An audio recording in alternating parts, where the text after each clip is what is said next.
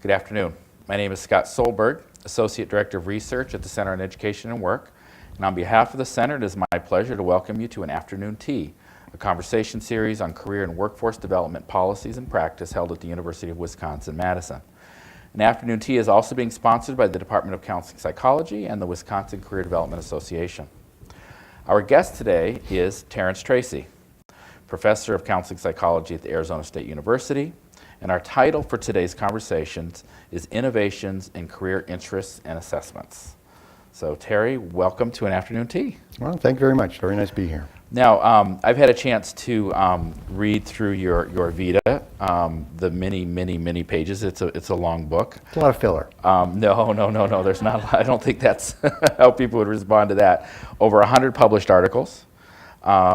And what I think is most amazing is the range of methods that you've used throughout your career, and constantly growing to, from using multidimensional scaling. You talked about Euclidean distance and being able to plot things and getting back to trigonometry, to IRT, to all kinds of things. I mean, in reading your work, it's reading a methodology textbook of the different range of things. I think that's exciting to see, both in the vocational psychology literature, the range of things, but I think it also speaks to the fact that you come to questions with what method is going to work to help answer, and it's given at least the profession of the vocational psychology profession just a wealth of knowledge in that area. So it's very exciting to be able to talk with you today about some of your work. Well, I think a lot of that, I'm an old not frustrated. I was an engineer when I started out, so I did have kind of a facility with math and things like that. But I grew bored with that, and then I shifted over to the dark side, if you will, of people. So, and so but still I carried some of that, maybe some of the math stuff with me as I went on. Using math to solve problems. Yeah. Okay. How did you become interested in this field? And maybe we can start back with where you began, your first occupation, or one of your early occupations. Because I was mentioning to Scott earlier how I worked my way through college. I worked my way through college as a garbage man in Elizabeth and Newark, New Jersey, and it was quite an educational job. I did it, all summers and during Christmas vacations, and so I really enjoyed it a lot. Managed to save a fair amount of money, not because they paid me, but because I was too tired to do anything else at the end of the day. But it was as you say, an educational opportunity. But so you became interested in engineering, and then how did you get interested in the career and kind of the vocational part of things? Well, I went into engineering the way many people go into engineering. I was okay at math, and I had no insight into anything else as to what I should do and why. People said, well, you should be an engineer. And that, certainly in my day, and I think still probably true, the modal decision-making process for many people. And I did it, and I actually did pretty well in it, but I really didn't like either the things we were doing or, and I know I'm insulting a good portion of the world, the engineers themselves. They weren't people I really wanted to hang around with because I didn't see things quite the same way. And so maybe that was the first burgeoning of my becoming a person-environment fit person. And I went into psychology, maybe you can come somewhat like Krumholtz's ideas of serendipity. It was the only thing that I had enough courses in to get a major. I needed to declare a major, so it was going to be psychology. So obviously you were interested in the coursework. To some extent. I wasn't. You're also an undergraduate that was more interested in the weekend. Okay. So not as focused early right. on. Boy, that's quite a difference compared to how much hard work you've been putting in the profession in terms of publication record and all. How did you choose this area of specialization then, in terms of got you into psychology? I was in psychology, and I very much started gravitating towards the applied side. And I decided this with some of the classes in my senior year. I had some more kind of clinical psych focused classes and really working with pathology and things of that sort. Did a lot of volunteering in hospitals and really enjoyed that. So I decided, okay, I was going to be a clinical psychologist. I applied to maybe 10 programs as a senior, and got into none, and I don't blame them. My academic record was far from distinguished. No, it was distinguished in some ways. Grades not among them. So then I went out and worked for 2 years in corrections in New Jersey. I worked in halfway houses for juvenile delinquents and also taught at a school for autistic children. And liked it very much, but also really wanted to go back to school. So realizing that my undergraduate grade point average wasn't stellar, I applied to a whole bunch of schools and got into one on probation in a master's program. So I went to Kansas. Okay. And very much liked it there, and really I met my first vocational psychologist was, and he probably is now no longer a vocational psychologist, Jim O'Neill. Okay. Then we did some work together. I had my first publications working with Jim, but I still wanted to be a real serious psychotherapist. So that was where my other area of research was really going into. And I tease Jim Lichtenberg about this repeatedly now. I wanted to go on for my PhD, but Kansas wouldn't take me. So I went to Maryland and enjoyed that a lot. Interesting. So, and how does Lichtenberg respond to that? I'd like to rub it in as every opportunity. Okay, all right, good. The work that we've been working with around the career stuff, you've been just leading some of the new innovations in career assessment, specifically interest assessment. And it feels as though the work you're doing with the personal globe inventory, which I'm hoping you'll talk some about, is really not just it's almost like a shift in the paradigm coming out of the Holland work with the traditional REASEC model, but you're taking it in some new directions, and it has some really exciting applications in practice. And I do want to get to that, but I also wanted to focus a little bit on John Holland. He's recently passed away. I know that the work you've been doing obviously has been out of that tradition, and just wanted to spend a little time talking about him and how you came to know his work, him personally, and just some of what you're taking from his legacy.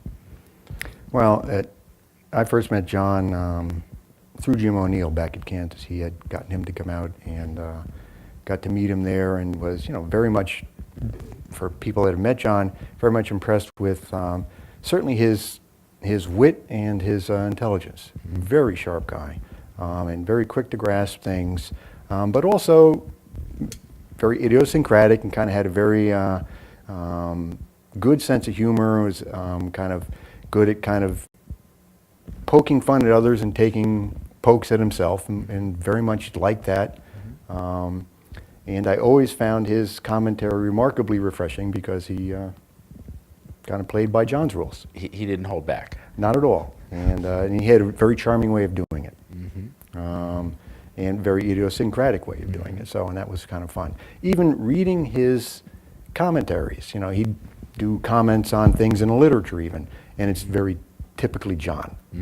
The rest of us, we kind of learned to right away all of our initial reactions. Nope, John's are right there on the page, and remarkably well done. So, what was it that drew you in or your take on the REASEC, or just the whole, what he brought in? Because he really has, from an assessment perspective, he's really the centerpiece for most of the work that's he's done. defined the field. Yeah. He has certainly single-handedly changed all interest assessment. There really isn't a credible interest assessment tool out there now that doesn't do the REASEC. It's his field. Yeah. And he looked at this as a topology, in terms of the 6 areas. Maybe a little bit about how you grab into that, and now you're taking it into more of a circumplex as opposed to the hexagon. Well, it kind of mathematically, a circumplex, which is a circular arrangement, and a hexagon aren't any different. It's the exact same things. It's just whether or not you want straight lines or curved lines, and so there isn't any difference between the two. The circle's a little bit more general because you can kind of expand it. some of the work that one of my colleagues, Jim Rounds, and I did early on, we really kind of want to say, okay, well, is there any truth to there being 6 types? We know that they're kind of arranged in a circle. But if these are really true entities, you should have things, answers should cluster around these 6. And several studies, we haven't found any support for that. In general, people respond to things such that they're pretty much anywhere around the circle, so it's uniformly defined. And, that's nice, and what that says is, the 6 types are arbitrary. But it also says that, so it's the circle that's important, and I can slice it any way I want. 6 is a nice number. I kind of like 8 better because you get nice symmetrical things, nice symmetrical slices of the pie. You could have 4, you could have 32. And 6 is the one that we started out with, but it doesn't necessarily mean it's the right, the best, or the true. So talk a little bit about, well, let's start with the personal globe inventory then. Why develop a new measure? At a selfish level, because it's fun. But if we didn't start out, this original work with Jim and I, we really just wanted to kind of see what kind of stuff was there. We did a lot of work kind of pretty much examining the extent to which we can generalize the RIASEC and the Hollins model to different groups, how much this is true. And so a lot of that we did, and we found some good support for it in this country, not so much internationally. But then it was kind of more, okay, so we have this, what sorts of things underlie the RIASEC structure, and that's when we started looking at it and looking at, if we start with a good broad sampling of occupations or activities, and we give them out, we get kind of that circle in terms of how people respond, but we also get 2 other things. We get a general factor, which Prediger talked about years ago, and we also get another factor which we were somewhat surprised to find is prestige, because generally we don't like to talk about that. So here we found results that no one really had found before, and so that really said, okay, so maybe that argues for a new scale. And so we didn't start out, or I certainly didn't start out when I was putting together the final parts of it, to construct a scale, but it was more, what do we have, how can I understand it, and then slowly, since there isn't anything out there, kind of constructing a scale from it. You mentioned the U.S. versus international work, and you've been doing a lot of research internationally. So maybe you could tell us a little bit about what you see as in comparing cross-culturally. Okay, well, originally we found that the RIASEC circle does not fit well as soon as you leave the U.S. And that seems pretty much true across countries, even similar countries, Australia, Canada, Great Britain. Places where you think it's going to be similar, but it doesn't fit. Are there any patterns in that not fitting? We kind of looked at a lot of things, gross national product, different characteristics of the culture, and really didn't find too much other than it fits here and doesn't fit too many other places. And so that's also part of it. So now, with a different instrument, kind of constructing it somewhat differently. And part of it is, it might be just a basis of how we define RIASEC. In the PGI, we have 8 things around the circle instead of 6.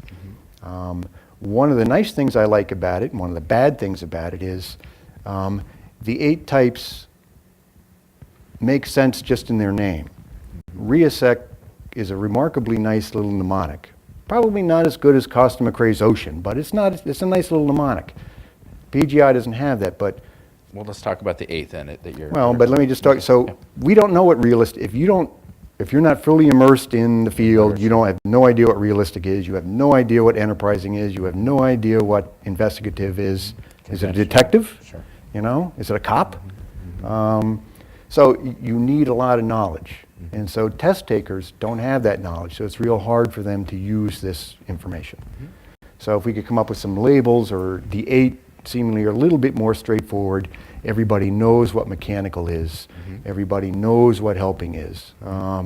So we tried, when I came up with the labels for those, try and choose names that fit well and that were easily understandable. So in that sense, test takers could use it better. And so and I think it's helpful in that regard. But transporting it internationally, I've, with different colleagues, some in China, certainly our work in Singapore,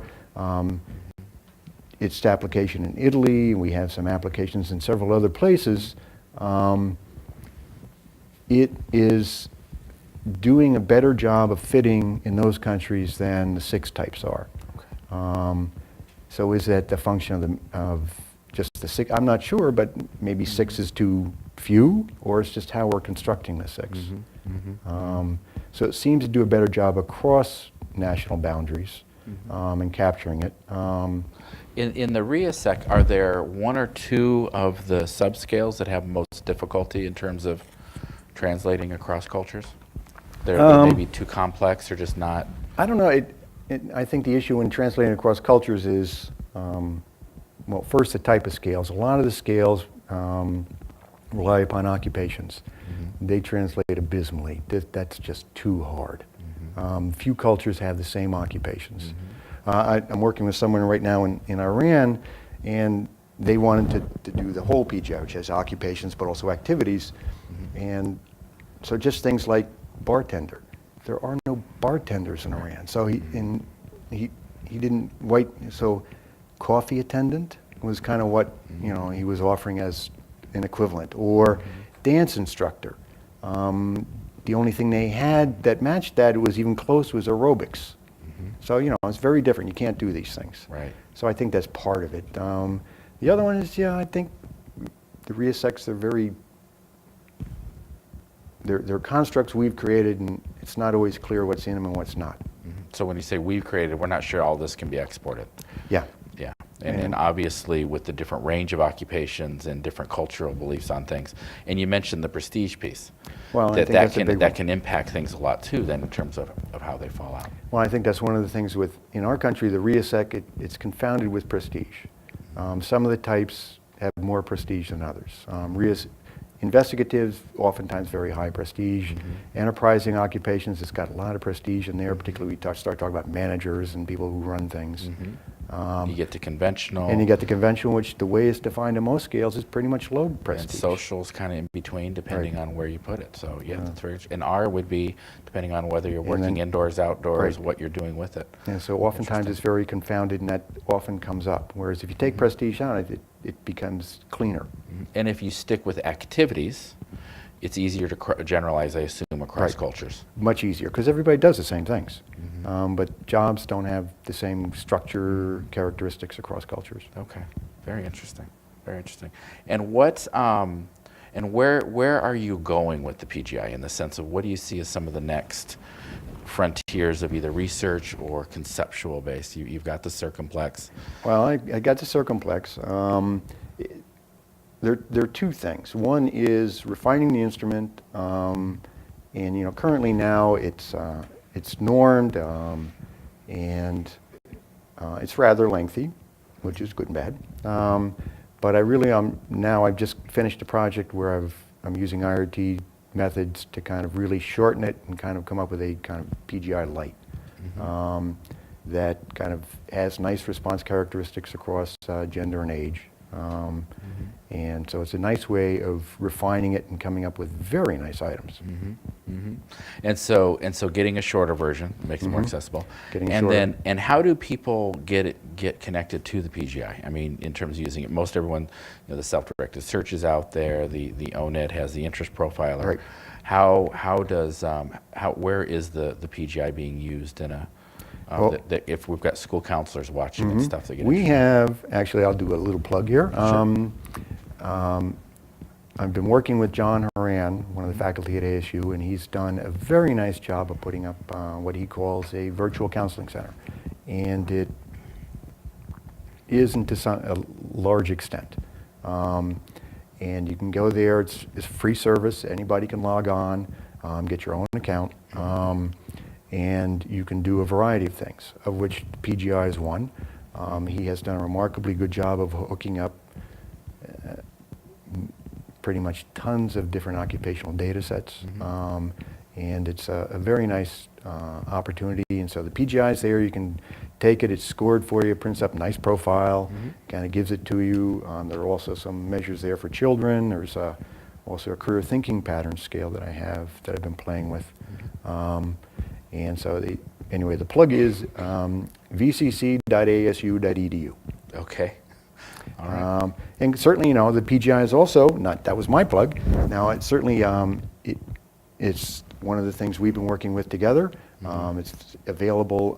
Certainly, we're using it in Singapore, and It'll be, yeah, we're going to be using it within the WIS career system as well, and using accessing that in our which career is, locker. I'm looking forward to, which is cool. It is exciting in the sense that I think the Circumplex gives some interesting way, like you said, more accessible information to the student, especially when we break it down out of the RIASEC and into some of the titles.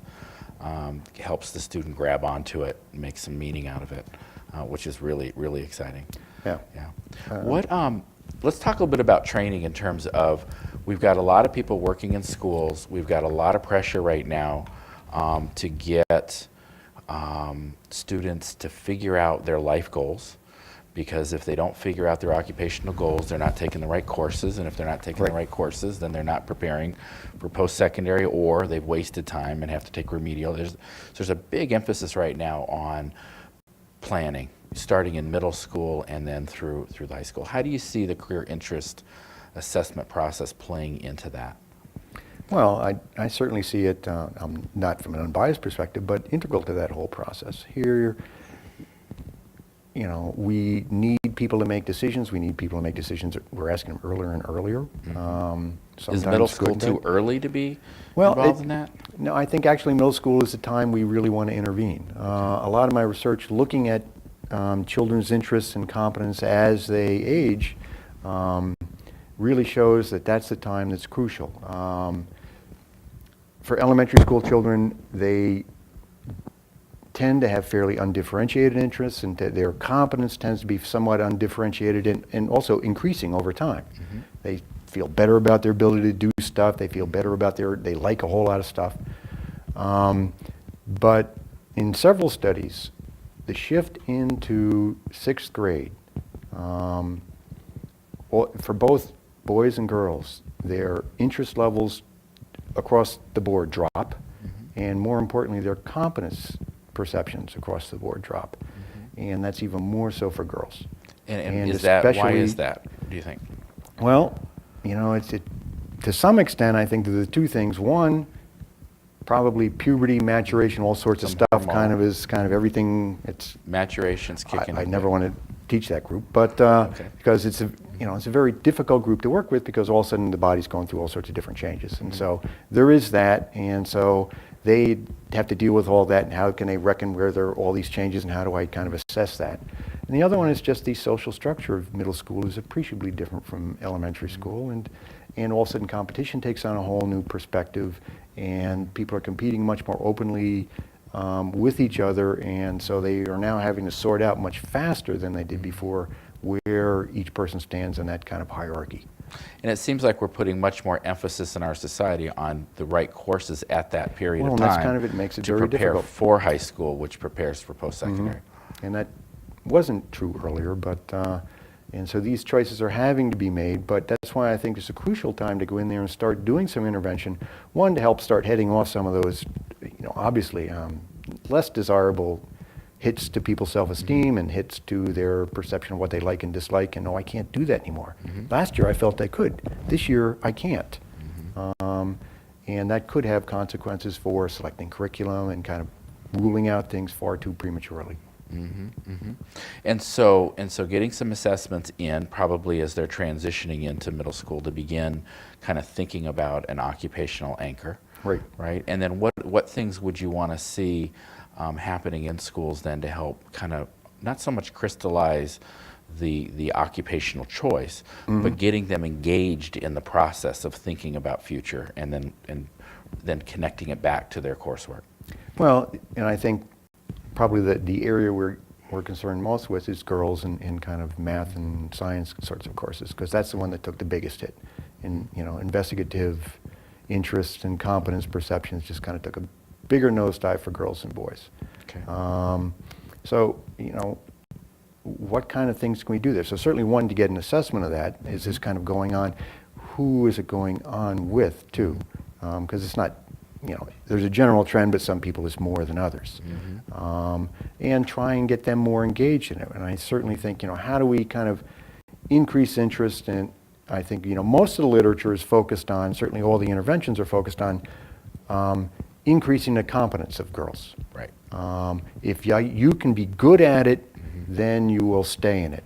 Right. And to some extent that's true, but also I think the focus is perhaps more on increasing the interest, making the things enjoyable, and that will drive it, I think, in some sense more than yet another competence I have to attain.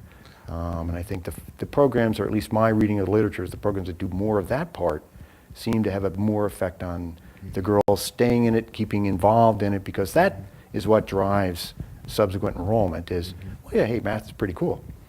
Versus, well, I can do it, but I'm not going there.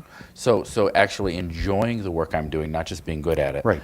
And maybe even seeing some ways I can apply it, or ways that I'm able to use this in exciting ways. Well, what are the occupations that might be of some interest that use those skills? I have you thinking, so that must be I'm trying to think of or disagree. My take on it is a little bit premature to focus on occupations at that age. Okay. What are the things you like to do? What are the things that are familiar? At the activity level. At the activity level, and that mostly involves things I do in my day-to-day life. So that's school projects, that's science projects, that's math projects, maybe outside play, those activities that I can get involved in.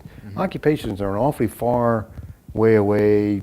Abstract reasoning at that age fluctuates by second, and so being able to kind of make that grasp to that far ahead, I'm not sure that it's made intimately. I mean, I might understand what... Right, well, we're talking from a Piagetian perspective, concrete to the formal operations, and being able to think of a future sense and that's an evolving sort of thing, and it comes over time. But, more immediate, we're talking middle school, they talk about and what they do in their daily lives, and that has more substance and that affects more choices than the longer term goals. The way I saw this is I did some research in terms of structure of interest in kids, and I started with third graders, third and fourth graders, and I had a nice instrument that works nicely for middle school and works nicely for high school, and even college students it works nicely for.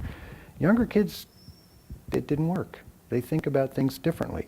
And I was really struggling. I'd have, it kind of looked like Riasec, but it wasn't. Some of the items were out of place, and I was really struggling with what it was. And maybe helpfully, Erin, if you ever see this, it's my daughter. She's the one that gave me the answer. So she was 8 at the time, and I'm talking about, well, what do we have here? And one of them I could kind of understand. It seemed to be things boys do and things girls do. That's how elementary school kids kind of structure it. Well, that's boy things and that's girl things. Okay, that makes sense. But the other one I couldn't quite grasp. And she just walks in and she looks at it and she goes, she's 8, and she says, well, stuff in school, stuff out of school, work, play. And they pay you? And so this she is out categorized it perfectly. So she had it perfectly, and but these are the salient things for kids. And so I think we need to kind of take advantage of how our audience thinks about things. And so occupations are nice, but that's not what they're thinking about. Right. It's more day-to-day activities, and that's going to be what I choose to do now, what courses I might choose to do, because I like them, rather than it will help me be a scientist. So the category formation in that elementary school is almost the structure of their life. Well, that's what it is, and that's what it always is for all of us. And then it changes. And then as they get into middle school, what you're focusing on is, as they get into the activities, what does that say about who you are? And that's it. And we start really building that self-awareness, but again, tied to the things that they enjoy doing, and us building interventions to keep that confidence going. We're not wanting to lose, for example, girls that have an investigative propensity, Right. because all of a sudden they feel less efficacious, so they're feeling something's going on emotionally or through change, and then they're using that as feedback that they're incapable. We need to design systems to keep them feeling competent. Well, I think the biggest part of that is, particularly with the girls, is you're right. The day-to-day existence is the social circles, these social constraints that we work on. What group you're in, what group you're not. Right. All those wonderful things we remember about that age, and that's what affects the liking. So if you like math, obviously you can't be in this group, or that identifies you in a certain way, and that's the things we can kind of work on. Perhaps setting up some structures such that my liking things isn't necessarily going to be detracting from an important part of my social network. Right. And setting up the networks where that's kind of cool. It's cool to do that. So much in school talking about linking the academic, the personal, social, and the career, and you're bringing that in, that to the extent that the social networks and the social groups are playing a big role in who I want to be and where I want to go. That is as the an role. Organization, we have to manage that in some way. We have to find ways to break that up and keep them focused on some of the fun activities that they enjoyed earlier on. Right, so they don't prematurely drop them. So when is the shift then to bring occupation information in? When would you, if you were designing the school system, when would you bring that in? Well, I don't have a problem with bringing it in then, but I don't think that's the focus. Shouldn't be the focus. The focus should be They can more, learn about it. You can go on field trips, see that's some always role good. models, as long as it's enjoyable, fun, project-based. and that's why that'd be fine, but I can't expect them to intimately attach the things they're doing today and the choices I'm making about classes to that occupation. Right. The categories aren't going to be ready Yeah, yet. they don't. But certainly that knowledge is good, somewhat like, yes, they can't always attach math concepts to stuff that they'll do far later, but then math is kind of cool. That you can keep them going on. Right.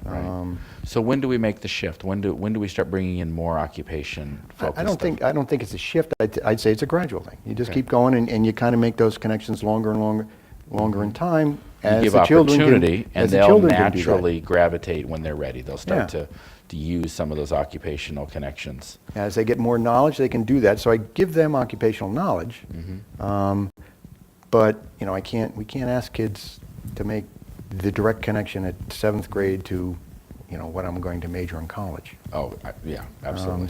Well, they would even say as senior in college, it's tough too. Right. Oh, yeah. There you go. There too. Yeah.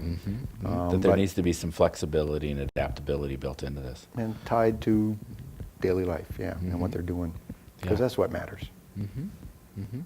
What some questions? I want to just flip a couple of places. One of them is we do have a lot of people that are coming into the field. They're in graduate training right now. We look at the amount of work you've done through your career. Sue Whiston had asked from Indiana, how does someone like Terry Tracey, how is he so prolific? What's the secret in terms of how you have managed your career? I don't know if you remember, but I walked in and asked you that one day. I do remember that. That was many years ago. I will tell you that the advice you gave me then was my template for the next, it's still my template. And even though I got other advice from other people, I was able to stay focused on what you had said. So I was hoping you could kind of share some of your ideas on that. And I'm sure it's changed since, but I think you had a very clear plan of action as a scientist and how to Well, do it. I gave you, as I recall, the pragmatic recommendation was always have different projects at different stages. And I think that's always good advice because things have up times and down times, and they even out if you have several going on. So why I've been able to do what I've done, I've been lucky. And again, as my same daughter says, I have no life. I certainly don't agree with either, though I think I have been lucky. But part of it is we got a great job. You enjoy it. And we get paid, not a lot, but we get paid to do pretty much whatever we find interesting. And that's pretty cool. And how much you found interesting? Well, and that's kind of, we get paid. I couldn't do this stuff in business. No, they tell you what to do. So it's kind of like, well, this is kind of cool. And I have changed and remade myself. I'm a Johnny-come-lately vocational psychologist. Most of my work. In other words, there's always time to find the light. In other words, that's just one way to decipher that. Okay. There you go. I finally saw the light. Okay, good. My first study was in vocational psychology, and then I had a fairly substantial hiatus. But you came back. But I came back. There you go. I came back to the womb. So, But let's talk about it. You said having things in different stages. So things need to be, talk a little bit about what those phases are when you think about projects. well, there certainly is always the kind of thinking about designing stage, and that goes on oftentimes for a while, and it's not a deliberate stage in some ways. It's kind of, you're always thinking about things. But then kind of the data collection often takes a while. You can't do a lot about it. And then once you get the data, it's usually pretty quick. You get the data, you can analyze it, and it's not that big a deal. But getting the data often takes a long time, and you're not doing anything else during that time. So you can have another project where you're analyzing data or writing up that data project. And so between the writing and the analyzing and the data collection, there are going to be some So you're managing a pipeline of projects. And I've heard you say as well, watching that pipeline, that when you get too much data, you may end up stop with ideas and data collection, which is going to then slow the rhythm down. And it's about balancing that pipeline at all times. And I guess what was most interesting about it is it gave permission to keep coming up with new ideas. Oh, yeah. Keep coming up with the steps to keep moving, but balance out the other part, getting the stuff out, getting stuff into print. And things like that. Yeah, no, so it's always kind of keeping it moving forward, but because, yes, if it gets too big at the end, you're stuck. And you got a backlog, and then you can't do anything else. Yes, and then you're constantly writing and you're trying to doing get nothing out from new under, else. and nothing else is going on. We have some questions that are coming in, and we've had a lot, like Rosie Berry from Minnesota and Christopher Ettringer from northeastern Iowa. And it has to do with the assessments, and I think what we're talking about here is how do we choose the right assessment for the right populations? Are there some that you are drawn towards as we think of a battery of assessments, or what if we're in a career center or we're working with different populations, how should we be thinking as professionals about the kinds of assessments we should use? And then your advice on that. Certainly, as always, you want the best assessments you can get, and you want to be able to look at, evaluate reliability and validity sorts of information, and see that they really are substantial enough to meet your needs. I mean, whatever it is you're going to use it on. So, obvious examples, very good instruments in some contexts are not good in others. So, like the Strong is a very good instrument, particularly for kind of college sorts of age. But if I'm working in a high school where most of the kids aren't going to college, it's not a good measure, even though it's got a lot of support for it. It's just it doesn't have the occupations, isn't really geared toward that kind of group. So it really depends upon the population I'm trying to kind of apply it to, and really looking for instruments that are strong in that sort of setting.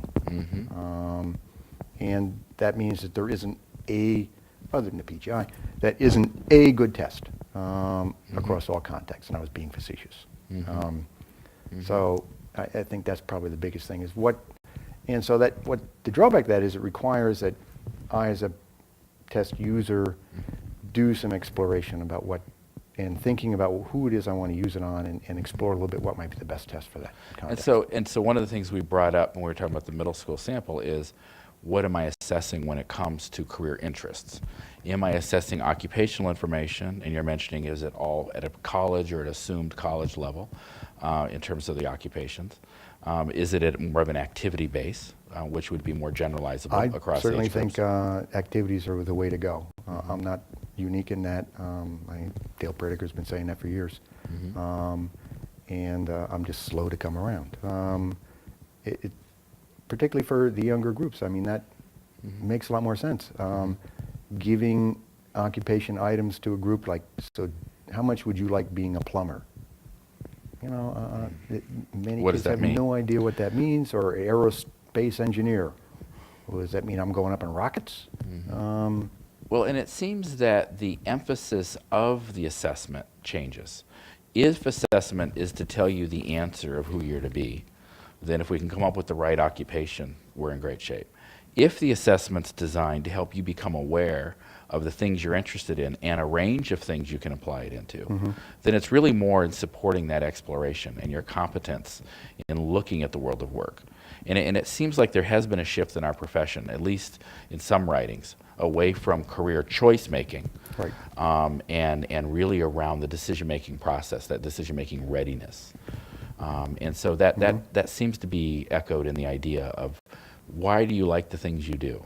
Right. And if we can answer that question, that really provides a pretty good foundation for thinking about the world of work.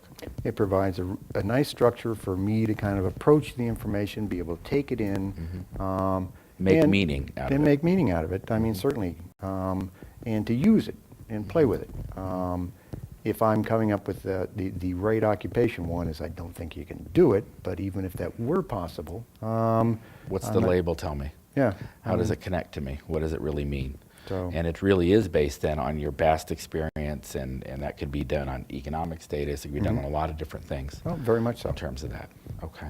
And so the goal is to help the child or the adolescent be able to do more of that, do it for him or herself, so he or she can understand it and then apply it. How, we have some, Joanna Durso from Stony Brook. We also had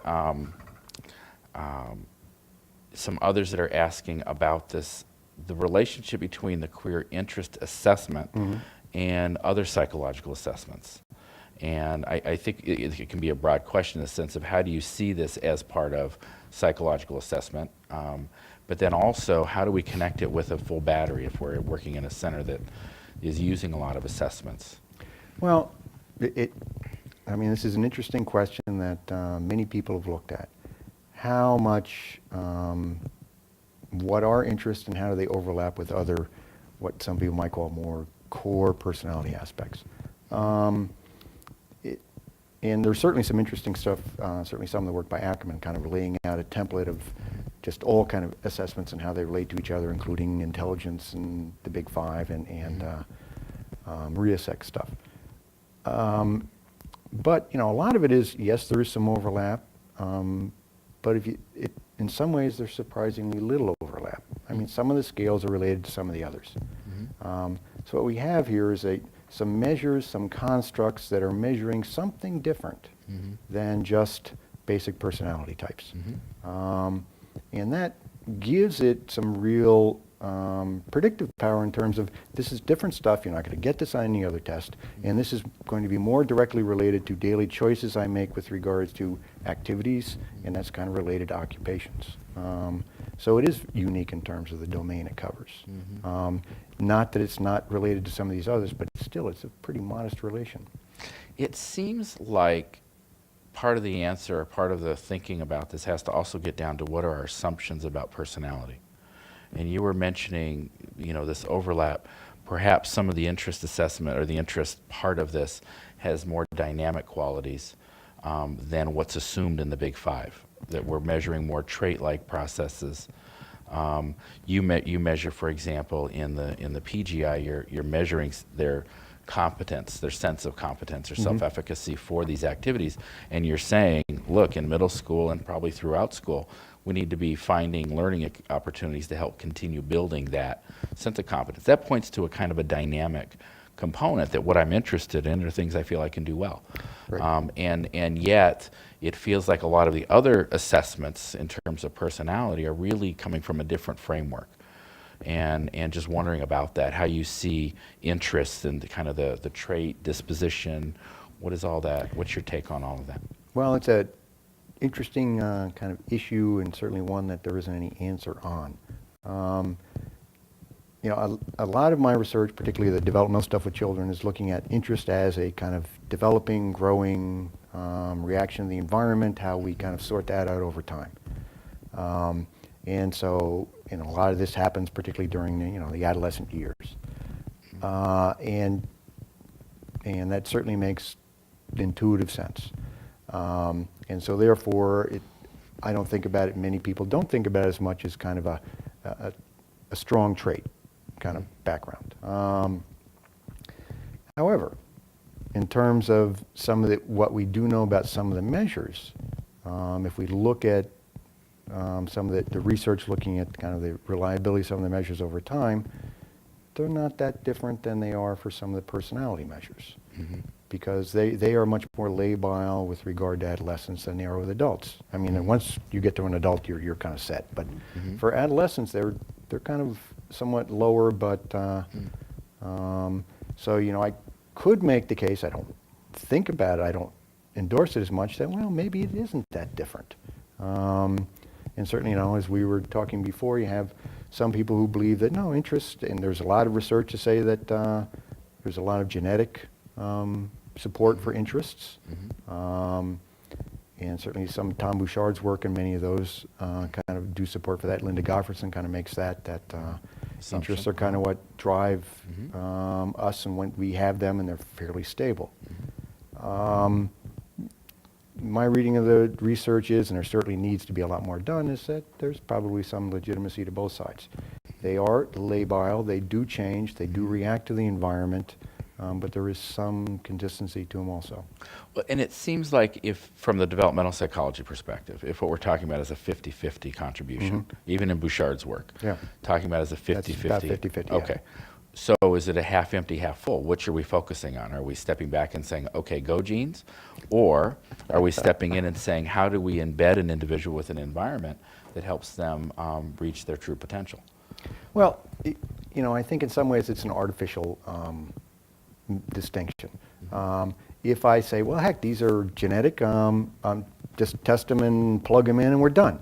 I don't think anybody advocates that, and I think that versus the other side is it's entirely developmental, and let's just take everybody and move them along. They're total plastic, and we can just move them through. So I think it's both, and I'm not sure that should change what we do. I mean, certainly we can do some assessment, find out where the kids are, but then also work with them as in terms of meeting their environment, interacting with their environment, to kind of take advantage of what plasticity there is.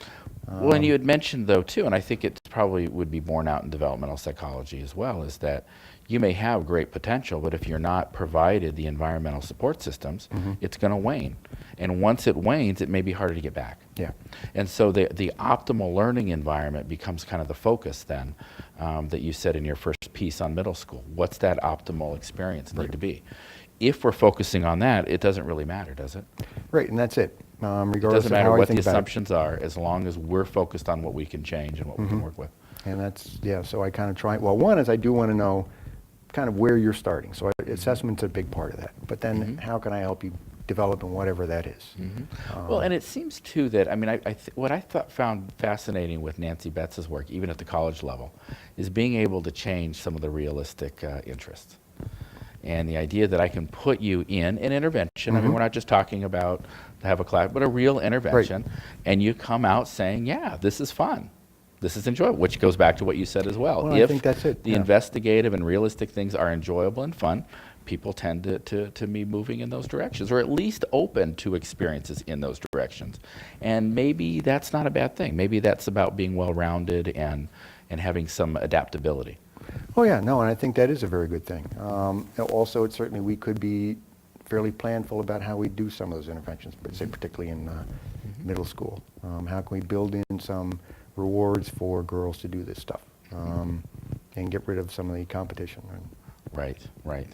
And the idea then being that there's still a lot more we can do then around STEM interests among girls and things like that, that you would see it as this is still an uncharted territory. Oh yeah. We can do a lot more, because we have those who say, well, it's always been here, so whatever, it's not going to change.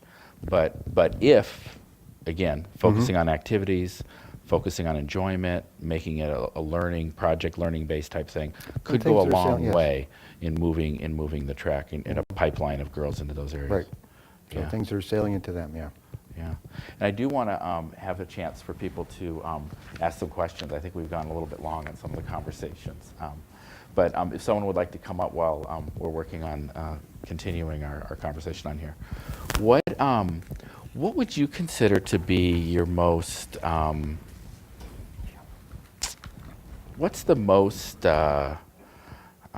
exciting research piece you've ever done, or the piece that's most meaningful to you? You've done a lot, I know, but I just, in terms of thinking back, and it may not be career. The Working Alliance work was certainly very exciting. No, it was probably my dissertation. I thought I had the most fun doing that. Yeah. And it was on the interaction styles between client and therapist. So that one was, in part, so maybe it was one of the earliest ones that I did completely by myself and kind of using new stuff and playing around with new stuff. So it was actually that in part, so maybe it was more because it was among the first projects, and so I really liked that. And it really sparked a whole genre of research in terms of connecting into that relational base that was going on between therapist and client. And it's certainly it's getting applied now in career as well, but it really was a very powerful area of research and counseling Oh, psychology. well, thanks. Yeah, no, and I enjoyed it. It was really a lot of fun to do. One of the bigger cited pieces is your work in this area, I believe, right? In terms of as people have been citing your work, this Working Alliance piece, your name comes up constantly. Well, that one's different. That one is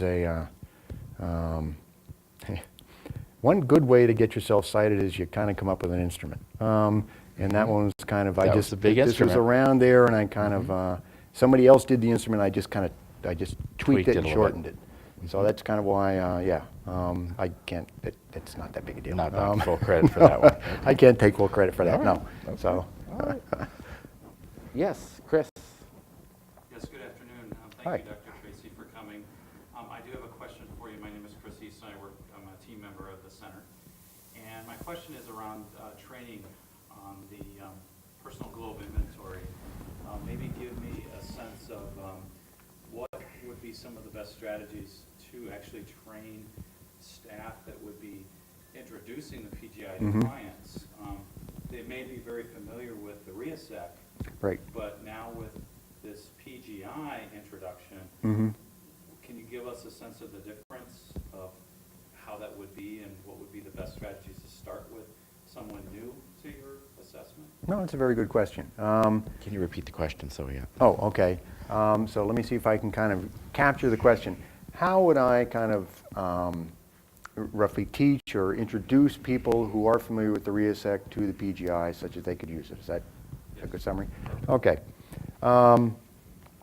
Well, and the way I do it is, I have a few PowerPoint slides on this, but take advantage of the RIASEC and talk about the RIASEC.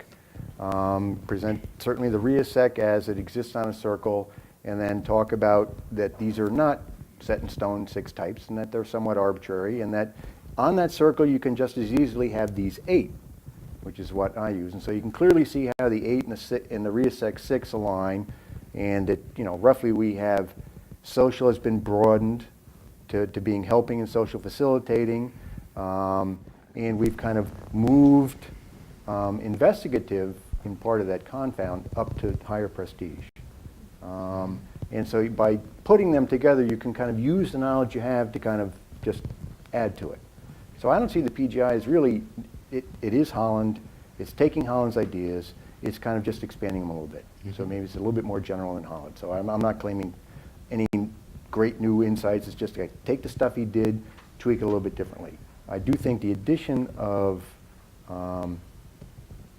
prestige is an interesting one and makes sense in many contexts. And that's the one that's really getting a lot more attention in other countries, because that's so much more part of the culture in some of these other places, that this really helps them understand that. Also, the measurement of it's somewhat challenging because that changes a lot across culture. What is prestigious in our culture doesn't translate well to what's prestigious in other cultures. Interesting. The other one, is a general factor, and that's more of a research issue. But yeah, so that's the PGI. And one of the benefits, and talking to Dave, one of the liabilities of the PGI is it's got too many damn scales, because it measures everything. But, and this is kind of where I see it as perhaps this is one of the areas I'd like to expand in, is kind of user interface. As it's currently designed, it's somewhat rough. Everybody gets a different interpretation based upon how they respond.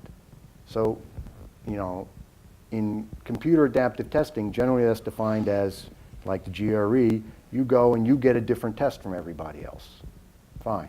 What I'm talking about is you get a different interpretation from everybody else. You get an interpretation that's based on you, your scores. So a lot of your scores are going to be smack dab in the middle, and basically they don't mean anything to you.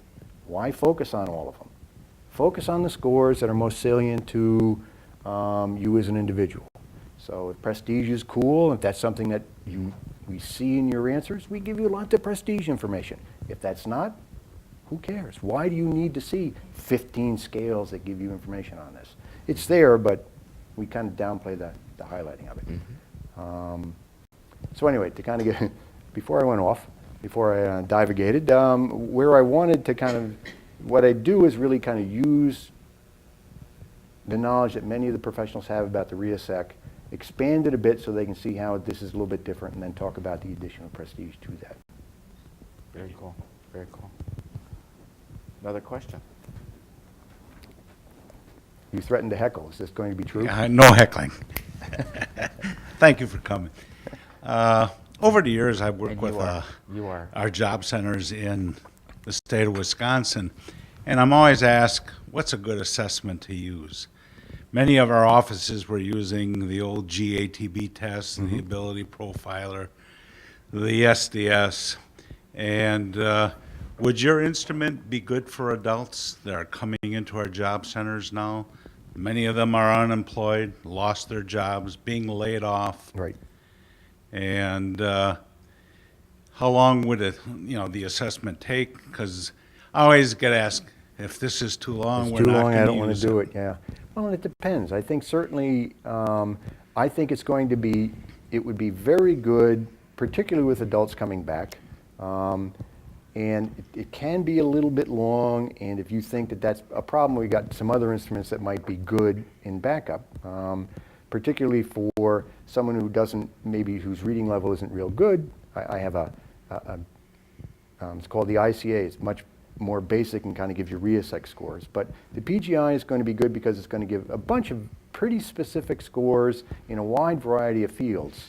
And perhaps, and certainly, it covers more fields than, like the Strong or some others, but it's a broader perspective across the whole range of kind of levels, whereas many tests kind of have their niche for level.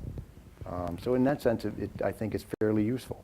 And again, it depends on the purpose. And So certainly what it is you want to if get it's for them. exploration and connecting yourself to the world of work, if it's specifically, I need a job now, Well, it's not going to certainly help at that at all. It might help you at least think a little bit more about which sorts of jobs you might enjoy a little bit more. So, and that hopefully comes into the discussion a little bit. But if it comes down to just any job, certainly that's a priority, and you take any job. and the reason why that's important is we have many people who've lost a job where this is a great opportunity to begin really re-examining In themselves. some sense, it does provide that, particularly if it's hard finding a new one. Okay, where would I like to go if I had the options? Because the economy isn't going to stay down forever. And so how can I position myself such that I can kind of get in an area where I would be happiest? And that might mean more training or more other education, but at least I'm now kind of restarting the Yep. process. And the PGI would be helpful for something like I that. think the PGI would be helpful. One of the things, this is an offshoot, the career clusters, which is kind of, the mandated coding for many occupations, and certainly educational programs have to organize and sort people into career cluster groupings so they can report these data. The predominant measure out there is kind of it's called the Career Clusters Interest Survey. There have never been any psychometric tests of this, other than one I just had a student do. It doesn't measure much. While the clusters are nice, the CCIS doesn't, we haven't found support that it measures much of the interest domain. So, We need to be using reliable and we valid need measures. to be using reliable and valid. And to there are what few that purpose? do that, We yeah. have to also be clear as professionals what the intention is, and matching Yeah. those up. Would it also help in the area of like transferable skills? This person came in, say he worked at a GM plant and he was a welder for 20 years and he's saying, I can't do this anymore. There's no jobs out there. Would it help in looking to explore other areas? Well, that's a very good point. And I think that's one of the things that certainly interest tests can help people do. They can help them organize it so they can think about the things it is they like doing and the things that they feel good at doing, and that gives them a template for how to kind of go out and think about other things that they can do. Such that, okay, well, these are the things that I did as a welder, these are the aspects I liked about that. Then I have an idea of, okay, where else would that similar sorts of stuff go on? And what are the aspects of that that I really like, and how could I move that around? So instead of only focusing on the specific skills that that individual has, if you focus on kind of how he thinks about it and how the stuff he likes and feels good at matches with other occupations, it gives him a bit broader perspective. Good, thank you. We have time, I think, for one more question. Thank you, Roger. Hi there. Hi. I'm Kimberly Howard. I'm an assistant professor here at UW-Madison, and I have a question that is actually related to some of a conversation you were having before, to the question that was asked by Mr. East, and some of the discussion that you just had. Here at the university, I teach primarily the school counseling and the vocational psychology career development classes. And I'm interested in hearing your thoughts about how school counselors in particular might use the PGI as part of their larger career development program, how they might use that in the middle school and how they might use that in the high school. What are some of the ways that you would like to, the developer of this measure, that you would like to see it being applied in supporting the positive career development of middle school and high school youth?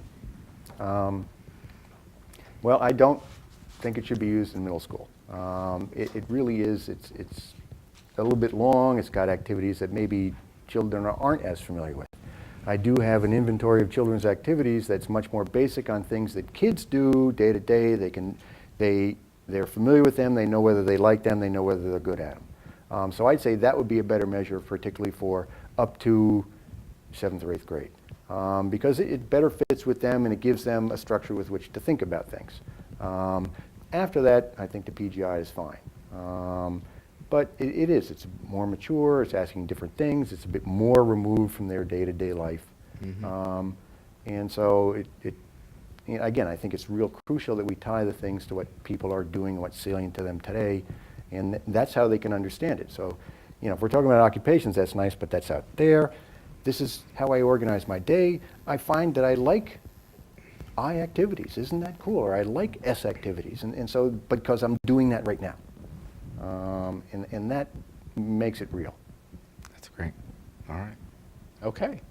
Well, this has been an afternoon tea with the Center on Education and Work at the University of Wisconsin-Madison. No tea. Well, water and tea. Vodka. Visit our website at cew.wisc.edu to find out about our annual Careers Conference, our online career information system, the WISC Careers and Career Locker systems, as well as our other professional development opportunities related to translating career and workforce policy and research into practice. Information on how to view our afternoon tea conversations along with the readings for each session is also available on our website.